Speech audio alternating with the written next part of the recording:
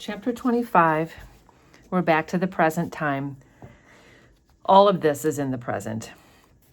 Paul D, remember, is sitting out front of the church, drinking. Stampede walks up. Howdy.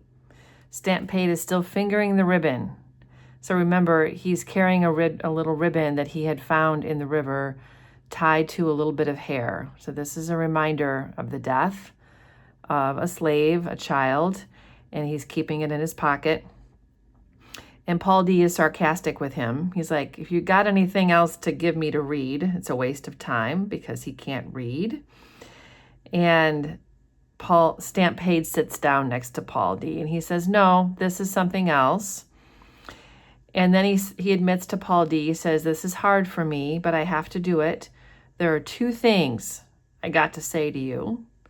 I'm going to take the easy one first. So these could be quiz questions. What are the two things that Stampede wants to say to Paul D? And he comes first to say he's sorry. The first thing he wants to do is apologize. And he's apologizing, Paul D says, for what? He's apologizing that Paul D is sleeping in the church. Stampede says, anyone would let you stay with them. Nobody offered, and they should have told you that any person's house, any black person, will share their home with another black person. Like all of the people in this community, they see their house as your house. My house is your house. John and Ella and Miss Lady and Abel Woodruff and Willie Pike, all these people. You ain't got to sleep in the cellar. And he says, I apologize for every night you did. And he even says, I don't know how that preacher let you do it. Like, why did the preacher let you stay there? He should have offered you his house. And Paul D corrects him and says, well, he did offer. And he says he doesn't want to go. I just wanted to be off by myself.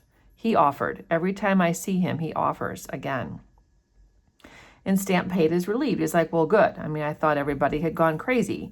How can people not be offering you a place to stay? And Paul D says, it's just him who's going crazy. And Stampede challenges him, like, what are you going to do about it? Just sit there and drink? Not a good idea. So as they're talking, a man comes by riding a horse. He's sitting high on an eastern saddle, but everything else about him was Ohio Valley. As he rode by, he looked at them and suddenly reined in his horse, and he asks them if they know where Judy lives. He's looking for Judy, who works at the slaughterhouse. Remember, some of the women at the slaughterhouse are prostitutes in their off time. So here he's coming looking for her. Who knows what he's going to do? He's a stranger.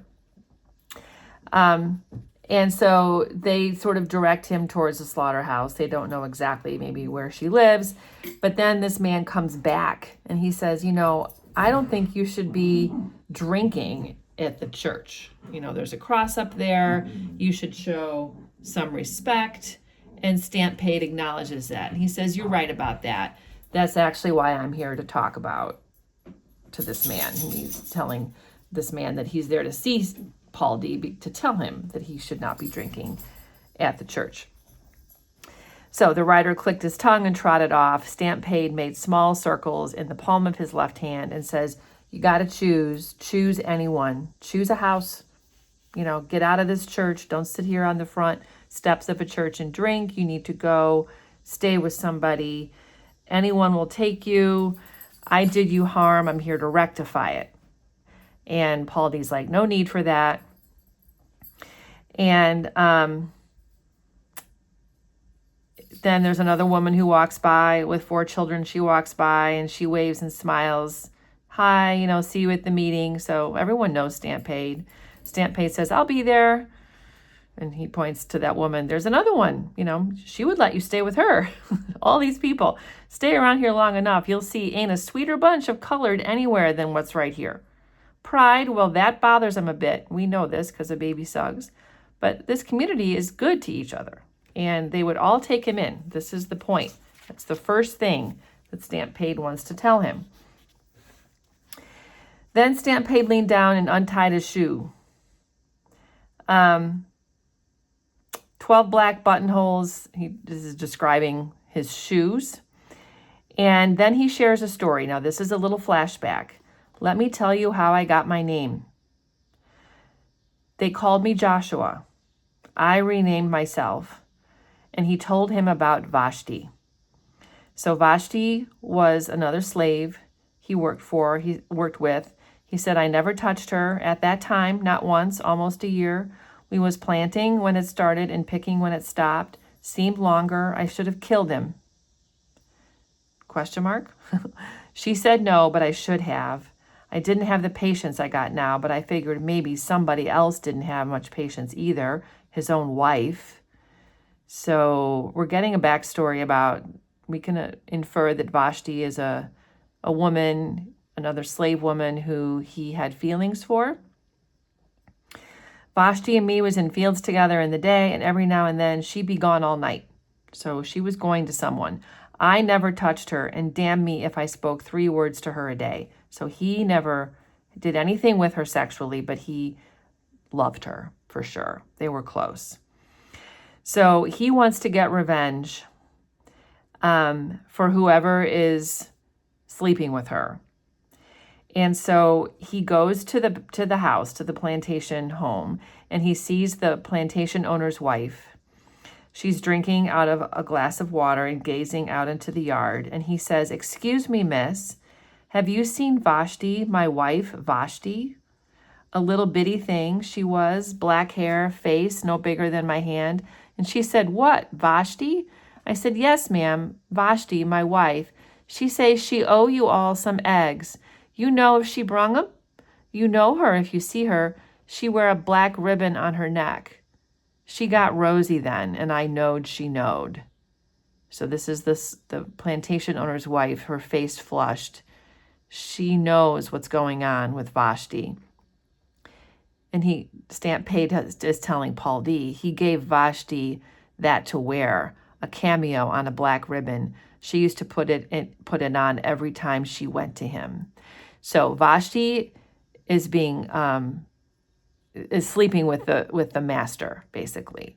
And so Stamp Paid, in order to sort of get back at that master, uses the story about the eggs to make it clear to the master's wife that Vashti is the woman who is sleeping with her husband. So Stamp Paid has feelings for Vashti. He doesn't like the fact that she's being used for sex by the master. And so this is his way of getting back at the master, is making it really clear that, to the master's wife that this is going on. And then he puts his hat back on and says, thank you. I backed off before she could say anything. I didn't dare look back until I got behind some trees. She was standing just as I left her, looking at the water. I thought it would give her more satisfaction than it did. Or I thought it would give me more satisfaction than it did. I also thought she might stop it. But it went right on. So telling the master's wife that her husband was sleeping with Vashti did not stop it. Till one morning, Vashti came in and sat by the window, a Sunday. We worked our own patches on Sunday. She sat by the window looking out of it, and she said, I'm back. I'm back, Josh. I looked at the back of her neck.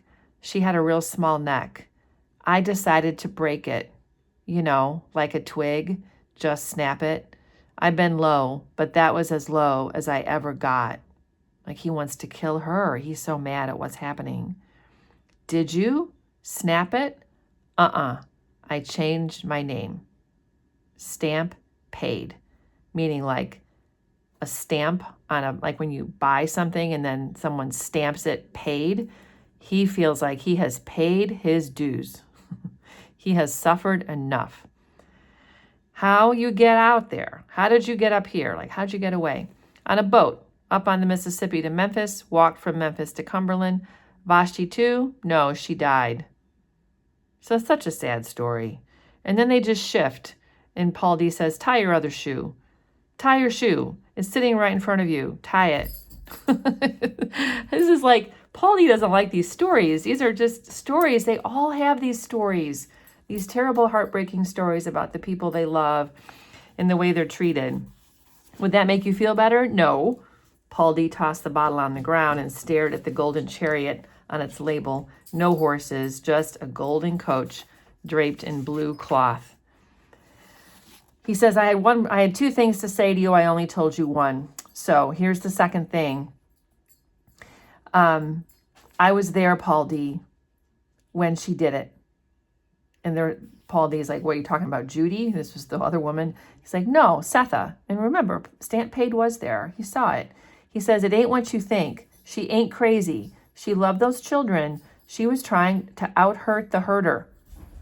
He's trying to explain, she was trying to take away what school teacher was coming for and to make sure that they didn't have to live under his, terrible ownership. And Paul D is complaining. He's like, no, I knew her when she was a girl. I know her better. You seeing what she did doesn't mean that you know her better. And then they sort of shift to talking about this beloved character. They don't really know that's her name. Paul D says, like, I'm afraid of Sethe. I'm sorry. He says, you ain't scared of Sethe. I don't believe you, even though Paul D says he is. And then they talk about the girl. Sethe scares me, and that girl in her house scares me the most. And then they're like, who's that girl? And, Paul D doesn't realize that Stamp Paid has seen her too. And he asks, like, how do you know about her? And he's like, well, I peeped in there and I saw her. I don't know who she is either. And Paul D's like, she reminds me of something, like I'm supposed to remember. Yeah, like the baby, the 9-month-old baby, back when they were at Sweet Home. She never say where she was from, who her people are. And they're like, no, she's never said that. They don't really know who she is. I mean, how would they? They don't live in the house. They just see her as a person, a body, but they don't know this relationship and what's been happening between her and Denver and Sethe. And so Paul D shares that when they came back from the carnival, she was just sitting on a stump. And Stamp Paid says, well, I kind of remember that there was a girl locked up in a house with a white man by Deer Creek, and they found him dead last summer and the girl gone. Maybe that's her. Well, they don't really know. They're just speculating. And then he says, is she what run you off? Stamp Paid is like, did you leave because of that weird girl? Is it not what I told you about Sethe? So, I mean, we know it is what he told her about Sethe. I mean, probably Beloved ran him off too, but really it's what Sethe did that has upset Paul D the most. A shudder runs through Paul D. A bone-cold spasm that made him clutch his knees. And he starts to remember all the terrible things, the bad whiskey, the nights in the cellar. Like, he's feeling so sick. It's cold, it's raining, and he's uncomfortable. He's thinking about Hallie and the butter and the stairs at 124 and the scars on Sethe's back, all these terrible memories. And Paul D says, tell me something, Stamp. Tell me this one thing. How much is a man supposed to take? How much? And Stamp Paid says, all he can. And Paul D says, why? And that is the end of part 2.